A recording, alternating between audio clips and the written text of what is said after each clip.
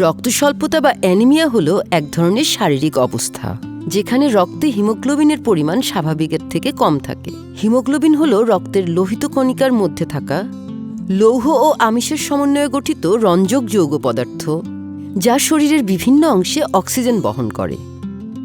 রক্তস্বল্পতার কারণে শরীরে পর্যাপ্ত অক্সিজেন পৌঁছাতে না পারায় বিভিন্ন সমস্যা দেখা দিতে পারে। এটি অনেক সময় মৃত্যু ও অক্ষমতার মূল কারণ। গর্ভকালীন রক্তে স্বল্পতা পরীক্ষা এবং সঠিক চিকিৎসার মাধ্যমে মাতৃ ও শিশু মৃত্যুর হার হ্রাস করা সম্ভব। ম্যাডাম, রক্ত স্বল্পতা কেন হয় এবং এর লক্ষণগুলো কি কি? খুবই গুরুত্বপূর্ণ প্রশ্ন। প্রথমে জানি রক্ত স্বল্পতা কেন হয়। রক্ত তৈরির জন্য প্রয়োজনীয় আয়রন, আমিষ ও ভিটামিন সমৃদ্ধ খাবার কম খেলে এবং কিছু রোগের কারণে, যেমন কৃমি, ডায়রিয়া, ম্যালেরিয়া, অতিরিক্ত রক্তক্ষরণ এবং রক্তের কিছু রোগ যেমন হিমোফোলিয়া ইত্যাদি হলে। এখন জানি রক্ত স্বল্পতার লক্ষণ। দুর্বলতা, অল্পতেই ক্লান্ত হওয়া, মাথা ঘোরা, হাতের তালু, পায়ের পাতা, জিহ্বার উপরিভাগ ফ্যাকাশে হওয়া, চোখের পাতার ভেতরের অংশ ফ্যাকাশে হওয়া।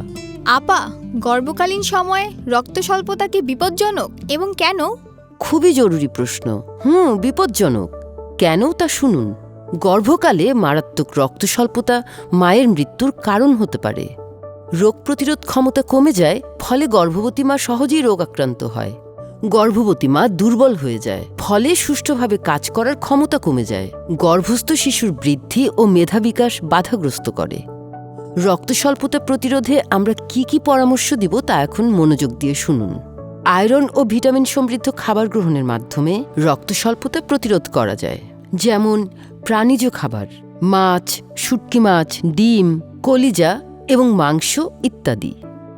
রঙিন শাকসবজি, লাল শাক, কচু শাক, পুঁই শাক, সজিনা শাক, হেলেঞ্চা শাক, মিষ্টি কুমড়া, কলা, ধনেপাতা ইত্যাদি। ভিটামিন সি সমৃদ্ধ খাবার, লেবু, জাম্বুরা, পেয়ারা, আমলকি ইত্যাদি শরীরে আয়রন এবং ভিটামিন শোষণের হার বৃদ্ধি করে।